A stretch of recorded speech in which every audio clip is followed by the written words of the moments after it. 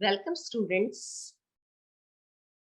आज हम 14 principles of management के पार्ट 2 पर चर्चा करेंगे। ज्ञानदूत 2.0 की ऑनलाइन कक्षाओं में आपका स्वागत है। पहले पार्ट 1 में हम ऑलरेडी कुछ सिद्धांतों की चर्चा कर चुके हैं। उसका रिमेनिंग पार्ट हम इस पार्ट 2 में करने जाएंगे। हमने 14 प्रिंसिपल्स की चर्चा करी। मैं थोड़ा सा आपका रिवीजन यहाँ करा देती हूँ कि 14 प्रिंसिपल्स जो फ्योल ने दिए हैं उन्हें हम कैसे याद करें। इसके लिए एक एक्रोनिम बनी है। बहुत सारे तरीके हैं याद करने के, but this is the most simple and the attractive way to learn these principles. और ये है that UC USSR O I C. और हर एक लेटर एक प्रिंसिपल को डिनोट करता है। D division of work, A authority and responsibility, D discipline, U unity of command, C centralization and decentralization, U unity of direction, S scalar chain, again S stability of tenure, R remuneration, O order, I initiative, S subordination of individual interest to general interest, E equity, and again last but not the least asperity corps. अगला जो सिद्धांत है वो है scalar chain. लोक प्रशासन में हम किसी भी ऑर्गेनाइजेशन को एक पिरामिड के माध्यम से दर्शाते हैं। और इस पिरामिड में जैसे हम ऊपर से नीचे की ओर आते हैं तो टॉप लेवल, मिडिल लेवल और लोअर लेवल, इन लेवल्स को हम इस पिक्चर में बहुत अच्छे तरीके से देख सकते हैं। तो फ्योल ने भी जो सिद्धांत 14 प्रिंसिपल्स बताए हैं उनमें से एक महत्वपूर्ण सिद्धांत है scalar chain. Scalar chain basically superior subordinate relationship को एक ऑर्गेनाइजेशन में बताता है, जिसमें सुपीरियर अपने सबऑर्डिनेट को आदेश देता है और सबऑर्डिनेट की यह ड्यूटी है कि उस आदेश का पालन करें।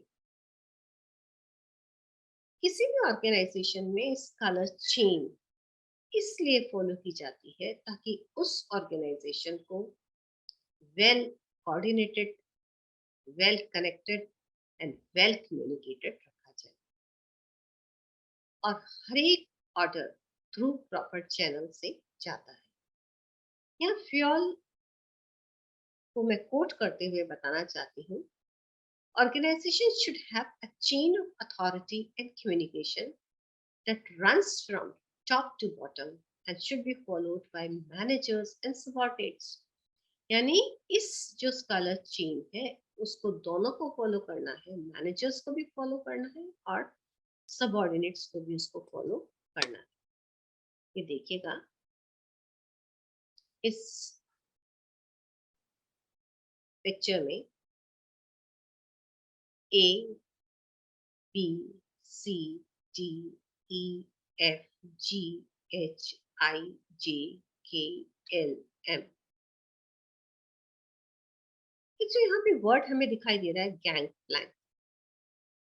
फ्योल ने कहा कि यदि हमें कोई आदेश यदि H से I को देना है तो यदि हम स्कालर चेन को फॉलो करते हैं तो पहले यह H से F को, F से D को, D से A, B को, B से A से C, C से E से G और G से I को जाए। एंड इसका जो नेट रिजल्ट है that is delay in work. हम स्कालर चेन फॉलो कर रहे हैं ऑर्गेनाइजेशन को well coordinated, connected and communicated, informed रखने के लिए। परंतु जो इसका रिजल्ट है वो है डिले इन वर्क। तो अब इस डिले इन वर्क को कैसे अवॉइड किया जाए? तो फ्योल ने इसका एक सजेशन दिया कि एच, कोई भी कम्युनिकेशन डायरेक्ट एक ब्रिज बनाकर, देखिएगा एच से आई के बीच में एक ब्रिज बना रखा है, ब्रिज बनाकर उसे मैसेज दे सकता है ताकि सूचना बहुत जल्दी से पहुंच जाए, बहुत तीव्र गति से पहुंचे। परंतु एच को, एफ को और आई को, जी को इन्फॉर्म्ड रखना होगा कि वो क्या सूचना दे रहे हैं, ताकि all the levels are consecutively informed. और इसे इन्होंने गैंग प्लैंक का नाम दिया। ऑलमोस्ट यूनिवर्सिटी एग्जाम्स या कॉम्पिटिटिव एग्जाम्स में या इंटरव्यूज में ये बहुत ही प्रोमिनेंट क्वेश्चन है कि what do you understand by the gang plan. तो स्कॉलर चेन में डिले को रोकने के लिए ब्रिज बनाकर जो सूचनाओं का आदान प्रदान किया जाता है, उसको फ्योल ने गैंग प्लैंक का नाम दिया है। अगला जो सिद्धांत है वो है subordination of individual interest to general interest. It's a wonderful principle. हम किसी भी ऑर्गेनाइजेशन को ज्वाइन करते हैं तो नो डाउट हमारे अपने कुछ इंटरेस्ट होते हैं उस ऑर्गेनाइजेशन को ज्वाइन करने। परंतु जब हम एक संगठन में काम करते हैं तो ये हमारी मॉरल ड्यूटी है या ये हमारे एथिक्स है कि हम पहले ऑर्गेनाइजेशनल इंटरेस्ट को आगे रखें। अगर हम ऑर्गेनाइजेशनल इंटरेस्ट को आगे रखते हैं तो हम ऑर्गेनाइजेशन ने जो गोल्स अपने सामने रखे हैं उन गोल्स को अचीव करने में हम अपनी पूरे एफर्ट्स लगाते हैं। और जब ऑर्गेनाइजेशन अपने गोल्स को अचीव करती है, उससे उन गोल्स को अचीव करने के बाद जो फायदा होता है, जो प्रॉफिट होता है, वो प्रॉफिट अपने एम्प्लॉयज के साथ शेयर करती है। और जब वो प्रॉफिट शेयरिंग अपने एम्प्लॉयज के साथ करती है तो एम्प्लॉयज अपने इंटरेस्ट को अचीव कर सकते हैं। फ्योल ने भी, फ्योल की भांति टेलर ने भी कहा है, क्योंकि दोनों ही क्लासिकल थिंकर हैं, कि हम किसी भी ऑर्गेनाइजेशन में प्रोडक्शन को उस सीमा तक ले जाएं जहां प्रॉफिट के बंटवारे को लेकर कोई समस्या ही ना हो। जब हम मैक्सिमम प्रोडक्शन की और ऑर्गेनाइजेशन को ले जाते हैं तो प्रॉफिट शेयरिंग की प्रॉब्लम होती ही नहीं है। जो मेंटल रेवोल्यूशन की बात कही है कि हम एक दूसरे के बारे में, मैनेजमेंट और एम्प्लॉइज एक दूसरे के बारे में बेटर सोचे, तो क्लैश ऑफ इंटरेस्ट होगा ही नहीं। जब हम किसी ऑर्गेनाइजेशन में काम करें तो हमेशा ये ध्यान रखें कि ऑर्गेनाइजेशन का इंटरेस्ट हमारे इंटरेस्ट से पहले आना चाहिए। नेक्स्ट है रेम्यूनरेशन। रेम्यूनरेशन का मतलब है कि संगठन में आपको क्या पारिश्रमिक दिया जा रहा है। किसी भी संगठन में आप अपनी सेवाएं देते हैं और उन सेवाओं के बदले में आप कुछ सैलरी प्राप्त करते हैं। यानी remuneration is a price for the service received. जो ऑर्गेनाइजेशन ने आपको सर्विसेज, आपकी सर्विसेज रिसीव की है, उसके बदले में वो आपको कीमत दे रहा है। और ये जो रेम्यूनरेशन है वो कैसा होना चाहिए? फेयर होना चाहिए। At least regional reasonable standards of living आप प्राप्त कर सकें, इतना हो। परंतु इसका मतलब ये नहीं है कि कंपनी की कैपेसिटी से बाहर हो। कंपनी की जो पेइंग कैपेसिटी है उसके भीतर होना चाहिए। जस्ट और इक्विटेबल होना चाहिए। कोई डिफरेंशिएशन इसमें नहीं होना चाहिए कि एक को ज्यादा मिल रहा है उसी काम के लिए और दूसरे को कम मिल रहा है। इससे क्या होगा? इससे this will ensure congenial atmosphere and good relations between the workers and management. Consequently, the working of the company would be smooth. Remuneration is the price for service received. Remuneration is the price for services received. जो भी आप organisation को services दे रहे हैं उनकी जो price है, आप ऑर्गेनाइजेशन को कुछ कंट्रीब्यूट करते हैं और उस कंट्रीब्यूशन के बदले में you derive the satisfaction. Satisfaction is the remuneration. यदि हम क्लासिकल थिंकर्स की टर्म्स में बात करें तो कंट्रीब्यूशन जो है it should be equivalent to the satisfaction. Next है ऑर्डर। ऑर्डर का मतलब यहाँ आदेश से नहीं है, ऑर्डर का मतलब यहाँ व्यवस्था से है। किसी भी संगठन में फेयल का यह मानना था कि order should be maintain in organisation, a place for everything and everything in its place. Magical principle, बहुत ही अमेजिंग प्रिंसिपल है। यदि हम इस प्रिंसिपल को बहुत ही डीपली एक तरीके से इसे अप्लाई करते हैं तो हमें ऑर्डर दो चीजों में ध्यान रखना है, मटेरियल ऑर्डर और सोशल ऑर्डर। मटेरियल ऑर्डर है वो है a place for everything and everything in its place. That means it is for the items. And social order means right man in the right place. अर्थात जिस व्यक्ति की capabilities जिस तरीके की है उसे उसी काम पे लगाया जाए। क्योंकि यदि हम राइट कैपेबिलिटीज वाले व्यक्ति को एक राइट प्लेस पे लगाते हैं तो उसका जो उस कार्य के प्रति डिवोशन होगा, उसका कमिटमेंट होगा या उसकी जो अकाउंटेबिलिटी होगी that will be of higher degree. उस ऑर्गेनाइजेशन के लिए बहुत ही डिवोशन के साथ काम करेगा। और इसीलिए फ्योल ने कहा है there must be orderly placement of the resources such as man, women, money, and material. Human and material resources must be in the right place at the right time. Misplacement lead to misuse and disorder. Fiola आगे कहते हैं people and materials must be in a suitable place at appropriate time for maximum efficiency. Classical thinker है, efficiency की बात करेंगे, production की बात करेंगे, इकोनॉमी की बात करेंगे। इसीलिए इन्होंने कहा है कि सुटेबल प्लेस और अप्रोप्रिएट टाइम पर व्यक्ति और वस्तुओं दोनों को सही स्थान दिया जाना आवश्यक है। नेक्स्ट है initiative. Wow, everybody is very happy.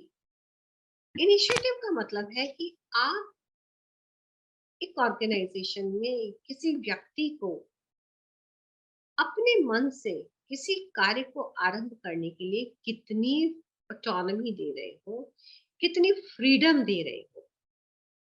और यही इनिशिएटिव है ऑर्गेनाइजेशन में इनोवेशंस को अट्रैक्ट करता है। और जब व्यक्ति अपने इनिशिएटिव लेकर काम करता है तो वो बहुत ही ज़ील के साथ काम करता है। तो initiative means taking the first step, self motivation. It is thinking out and executing the plan. एक इंटेलिजेंट व्यक्ति का ये फर्स्ट ट्रेट होता है ऑर्गेनाइजेशन में कि वो किसी भी कार्य को एक इनिशिएटिव के साथ करता है। इसलिए फेयल का मानना है कि जो व्यक्ति अपनी पहल लेकर कार्य करते हैं, अपने स्वयं का इनिशिएटिव लेके कार्य करते हैं, उसको हम इनकरेज करते हैं। और डेफिनेटली ये ऑर्गेनाइजेशन को इम्प्रूवमेंट्स की ओर ले जाता है। किसी भी ऑर्गेनाइजेशन में एम्प्लॉय सजेशन सिस्टम होना चाहिए ताकि ऑर्गेनाइजेशन में नई नई प्रैक्टिसेस को डेवलप किया जा सके।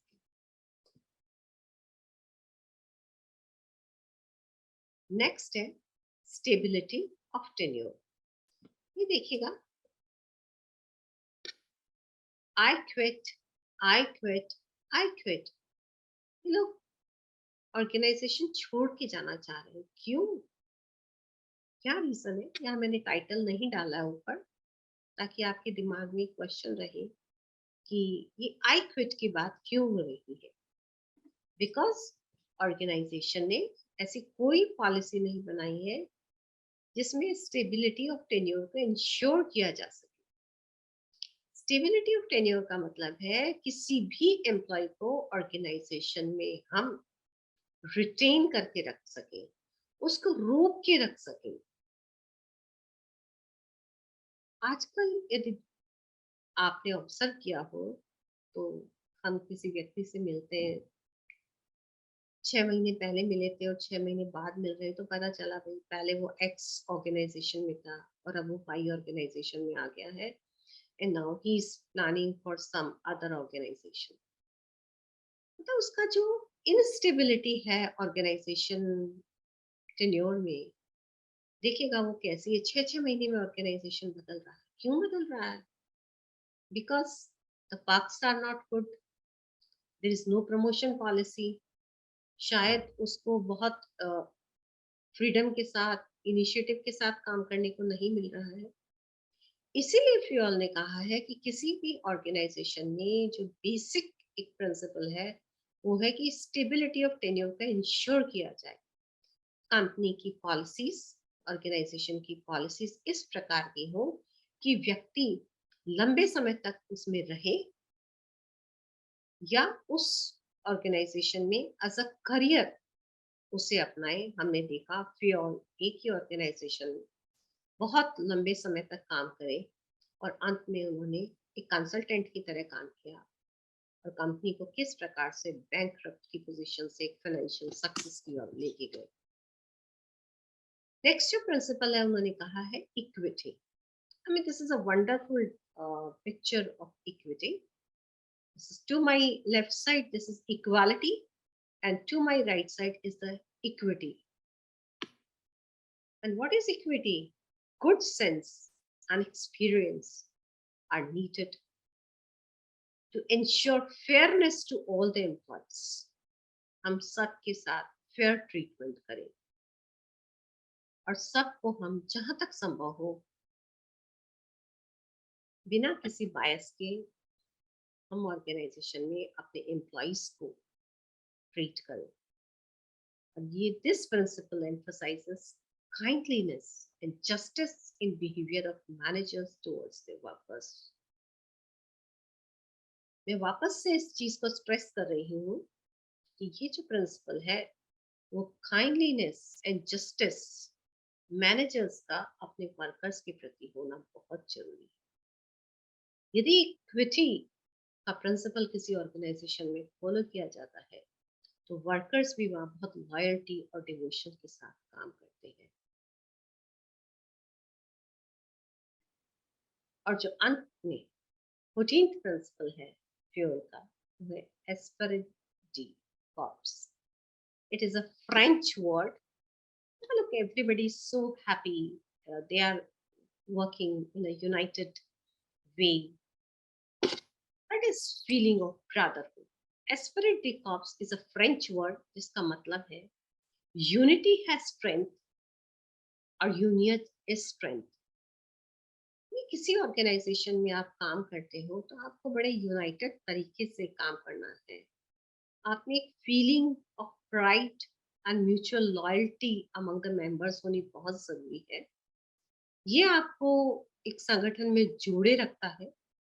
आप एक दूसरे को सपोर्ट करते हैं इन द टफ टाइम्स। और फ्योल ने ये माना कि ये जो टीम स्पिरिट है, ये ब्रदरहुड है, ये ऑर्गेनाइजेशन में पॉजिटिव इम्पैक्ट डालता है। किस किस में पॉजिटिव इम्पैक्ट डालता है देखिएगा। Achievement of group goals,